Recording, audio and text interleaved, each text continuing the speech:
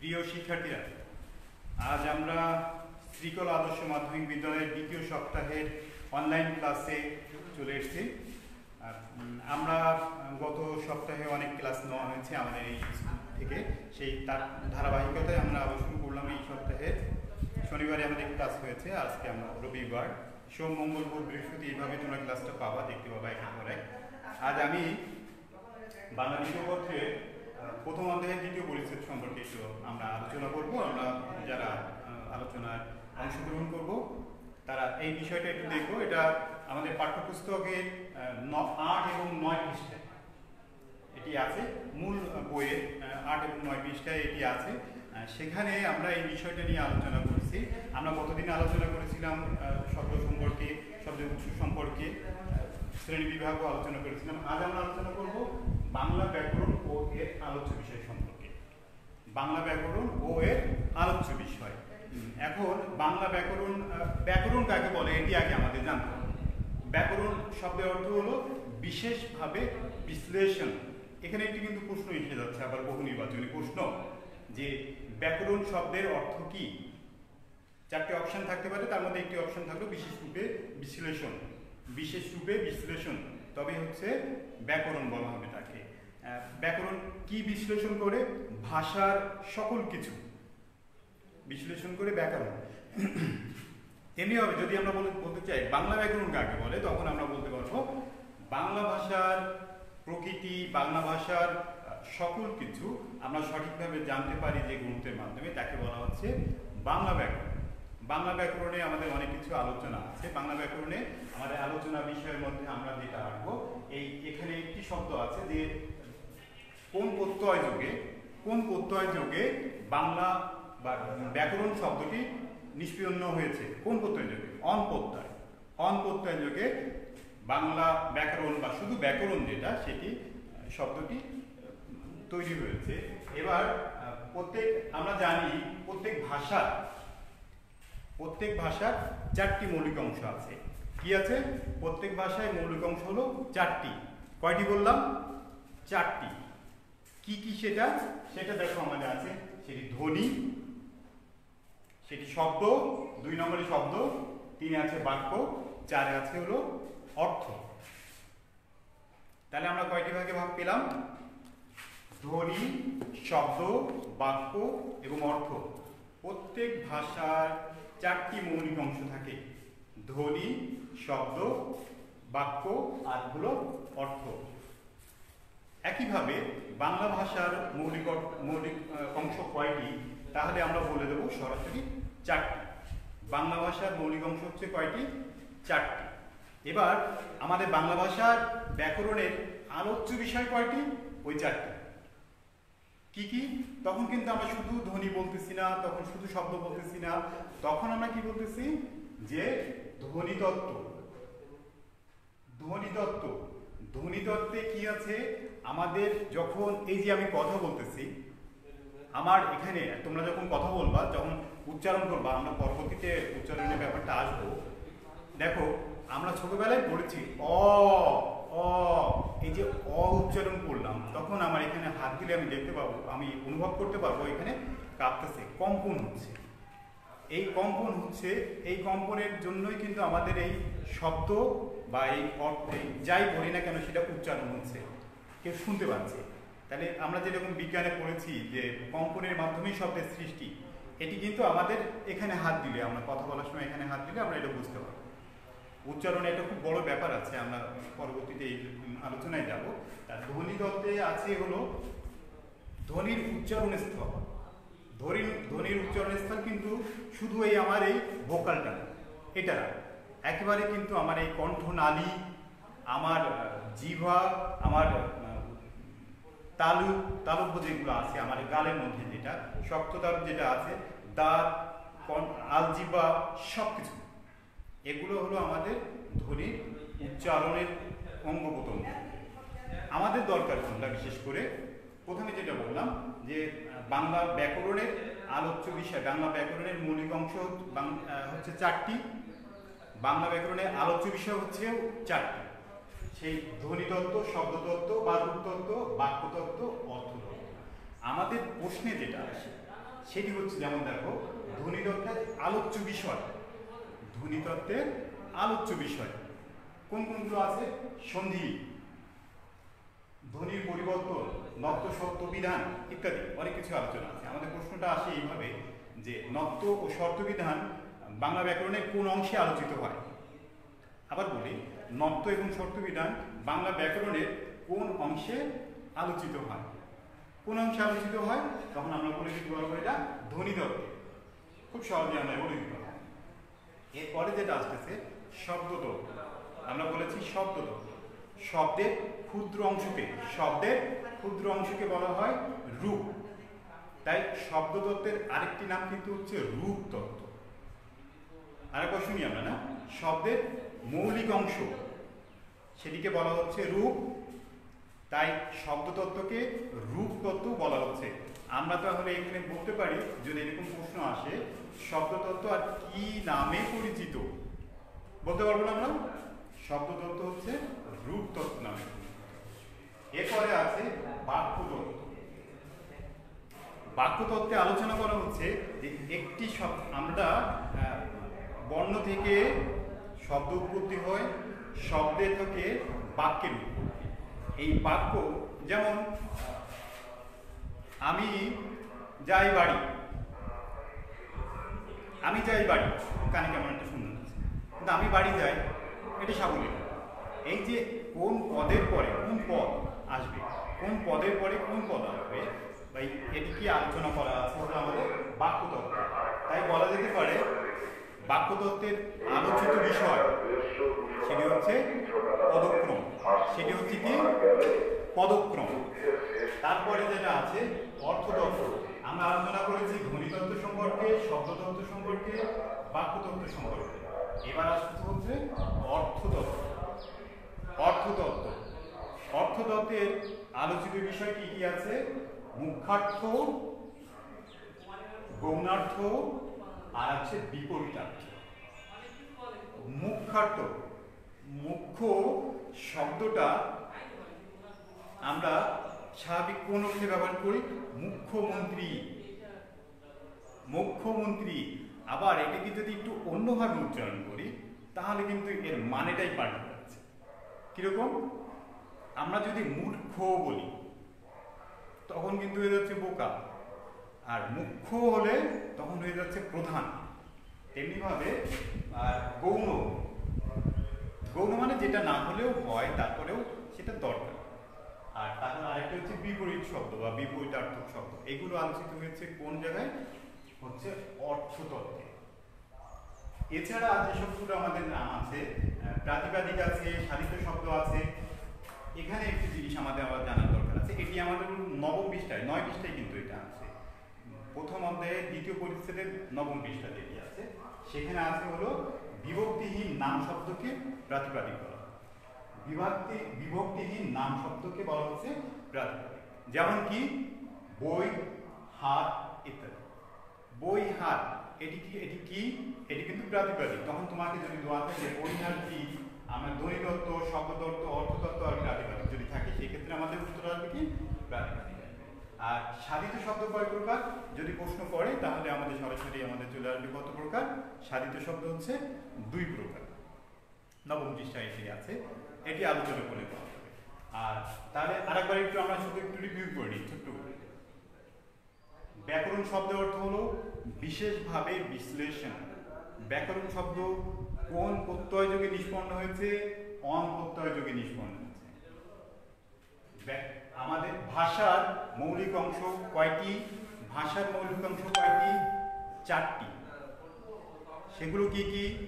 ভাষার মৌলিক অংশ ধ্বনি, শব্দ, বাক্য, অর্থ। এবার যদি বলা হয় বাংলা ব্যাকরণের আলোচ্য বিষয় কয়টি? 4টি। কি কি সেটা? ধ্বনিতত্ত্ব, শব্দতত্ত্ব বা রূপতত্ত্ব, বাক্যতত্ত্ব, অর্থতত্ত্ব। শব্দতত্ত্বের আরেক নাম কি? রূপতত্ত্ব।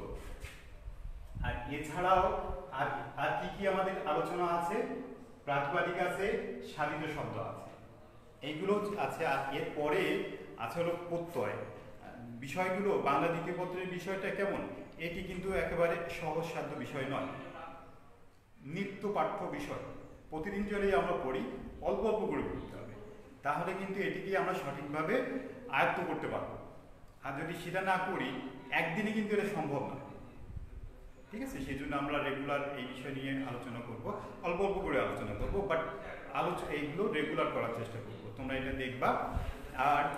আর কি বিষয় যেটা আজকে যেটা আমরা এই ক্লাসটা এটুকু, সবসময় তো আমরা ক্লাসই করতেছি, আজকে কিন্তু আমরা ছোট্ট একটি গল্প, ছোট্ট একটি গল্প।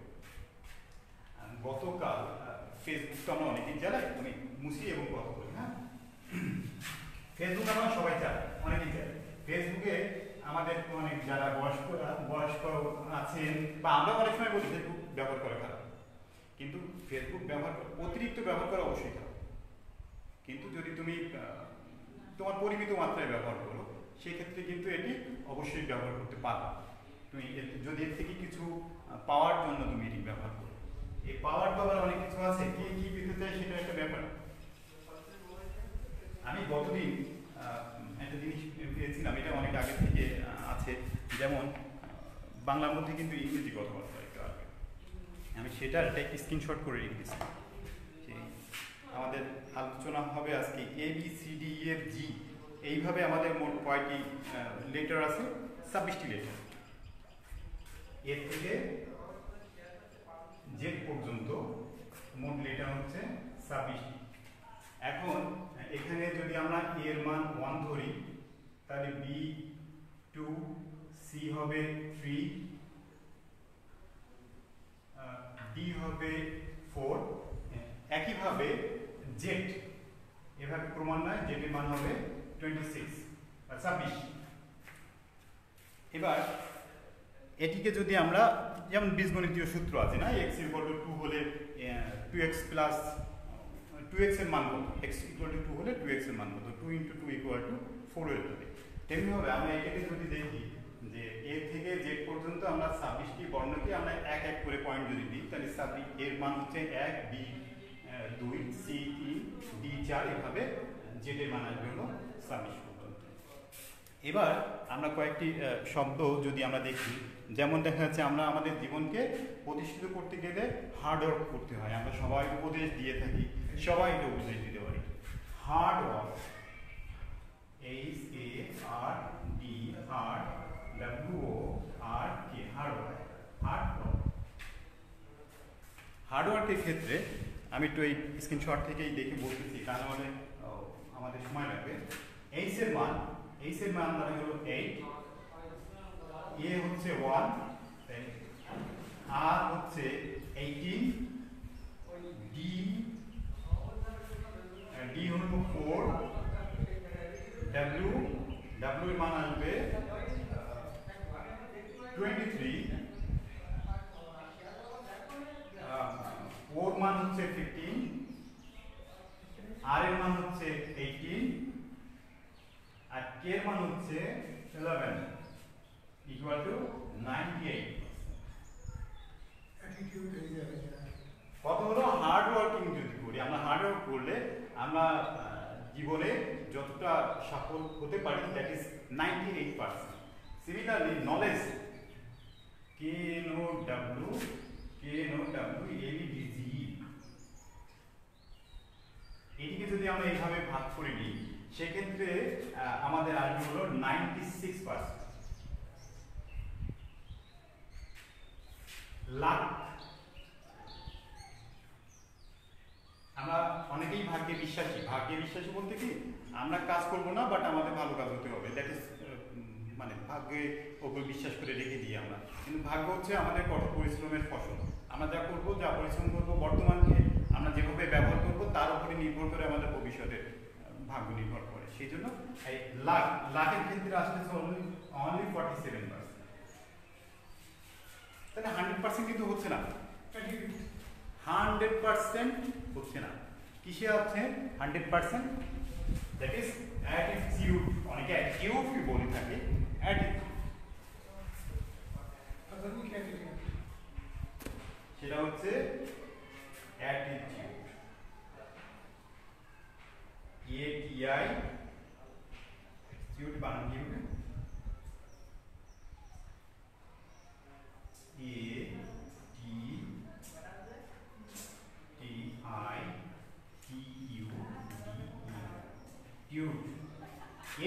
তোমরা ওইভাবে মান বসাও সেই ক্ষেত্রে আসবে 100%। মানে আমরা যাই করি না কেন, হার্ডওয়ার্ক করি, লাকে বিশ্বাস করি, নলেজ গ্যাদার করি, কিন্তু আমরা 100% হতে পারতেছি না যতক্ষণ না আমাদের দৃষ্টিভঙ্গির পরিবর্তন করতে পারতেছি, যতক্ষণ পর্যন্ত না আমরা আমাদের দৃষ্টিভঙ্গির পরিবর্তন করতে পারতেছি তত সময় পর্যন্ত আমরা কিন্তু 100% হতে পারতেছি না। তো এখানে ডেল কার্নেগির একটি ঐতিহাসিক কথা আছে, দৃষ্টিভঙ্গি পাল্টান জীবন পাল্টাতে হবে। দৃষ্টিভঙ্গি বলতে কিরকম, আমেরিকার এক প্রেসিডেন্ট এক সময় বলছিলেন যে আমেরিকার 50% লোক বোকা বা খারাপ, 50% লোক খারাপ। এই শুনে তো আমেরিকাতে ভীষণ প্রসেশন শুরু হয়ে গেল, বিক্ষোভ শুরু হয়ে গেল, কি আমাদেরকে খারাপ বললো কেন? উনি তার 2 দিন পরে ওনার বক্তব্যটা একটু চেঞ্জ করলেন, চেঞ্জ করে কি বললেন, আমেরিকার 50% লোক ভালো। আগে কি বলেছিল, আমেরিকার 50% লোক খারাপ, তাই তার বিরুদ্ধে অনেক বিক্ষোভ হলো। আর এবার তিনি বললেন আমেরিকার 50% লোক ভালো, তার মানে তো একই, 50% ভালো হলে আর বাকি 50% কি? এইবার যেটা বললো তখন বললো না ঠিক আছে আমরা ওই 50%-এর মধ্যে, কিন্তু সবাই তো আর সেটা হলো না। তার একটু কথার মারপেস, কথার জন্য তার বিরুদ্ধে যেসব বিক্ষোভগুলো সেগুলো হলো চলে গেছে। এবার যে গল্পটা বলার কথা বলছিলাম ছোট্ট করে বলে দেবো। আমরা এই গল্পটা জানি, ছোটবেলা থেকে শুনেছি, আমরা সবাই জানি। গল্পটা হচ্ছে ওই খরগোশ আর কচ্ছপের কথা শুনেছি না সবাই আমরা, যে একটা রেস হলো, সেই রেসে খরগোশ এগিয়ে গেল, খরগোশ তো দ্রুতগামী, সে এগিয়ে গেল, কচ্ছপ আস্তে আস্তে আস্তে আস্তে আস্তে আস্তে চলে গেল। চলে গিয়ে খরগোশ যখন রেস্ট নিল, ঘুমাচ্ছিল, তখন সেই সময়টা নষ্ট করলো না কচ্ছপ, সে এগিয়ে গেল এবং শেষ পর্যন্ত সে ফার্স্ট হলো। এখানে গল্পটা শেষ। কিন্তু গল্পটা যদি এখান থেকেই শুরু করি তাহলে কি আসে, কিরকম, খরগোশ তো হেরে গেল, আমরা কি হারটাকে মেনে নিতে পারি? তা কিন্তু পারি না, হারটাকে আমরা খুব সহজে নিই না। কচ্ছপ যখন জিতে গেল, এবার পরিকল্পনা করতে লাগলো কি করা যায়, তখন খরগোশ বললো ঠিক আছে আরেকটি রেস হবে, তবে রুট যাওয়ার যে রাস্তা সেটা আমি ঠিক করব। কচ্ছপ বললো ঠিক আছে কোনো সমস্যা নেই। এবার খরগোশ যে জায়গা রুটটা সিলেক্ট করলো সেটি হচ্ছে পাহাড়ি এলাকা, এরকম পাথর, উঁচু নিচু পাথর আছে, পাহাড় আছে, ছোট ছোট জায়গা যেখানে খরগোশ লাফ দিয়ে যেতে পারবে, বাট কচ্ছপ উঠতেই পারবে। এবার সেখানে রেস হলো, যথারীতি কচ্ছপ এখানে হারবে, হেরেই গেল।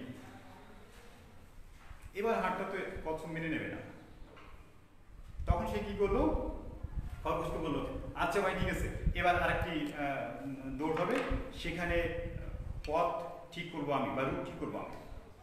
তো খরগোশে একটু আত্মভিমান হয়ে গেছে, সে জানে আমি দ্রুত, আমি লাফিয়ে যেতে পারি, ঠিক আছে তুমি ঠিক করো, কোনো সমস্যা নাই। কচ্ছপ একটি রুট ঠিক করলো, সেই রুটটা হচ্ছে এমনি রাস্তা দিয়ে গিয়ে মাঝখানে একটি নদী আছে।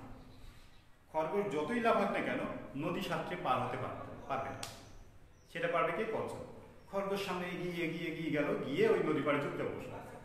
এবার কচ্ছপ কি করলো, এগিয়ে গেল, গিয়ে ওই নদী পাড়ে চলে গেল। কে জিতলো এবার? কচ্ছপ। এইবার দুজন মিলে বললো দেখো ভাই, একবার তুমি জিততেছো একবার আমি জিততেছি, এমন একটা রূপ তৈরি করতে হবে যেটাতে আমরা দুজনে একসঙ্গে জয় করতে পারি। কিভাবে হবে সেটা? তখন বললো যে ঠিক আছে, তোমার রাস্তাও থাকবে আমার রাস্তাও থাকবে, তোমারটাও থাকবে আমারটাও থাকবে। কিরকম? যেখানে খরগোশ লাফ দিয়ে চলে যাচ্ছে বা খরগোশ যেতে পারতেছে, কচ্ছপ যেতে পারতেছে না, সেখানে ওই খরগোশ কচ্ছপকে পিটি করে দিল, নিয়ে সেই রূপটা পার হয়ে গেল। এইবার চলে আসলো নদী। এবার নদীতে তখন তো খরগোশ সাঁতরাতে পারতেছে না, তখন কচ্ছপ খরগোশের পিঠিতে বসলো, তারপরে সে নদী পার হয়ে গেল। দুজন মিলে সেই সাঁতরে এবং উঁচু নিচু রাস্তা পেরিয়ে দুজন মিলে একসঙ্গে জয়ী হলো। এই যে জয়টা, এই জয়টার কিন্তু একটি আলাদা মর্যাদা আছে।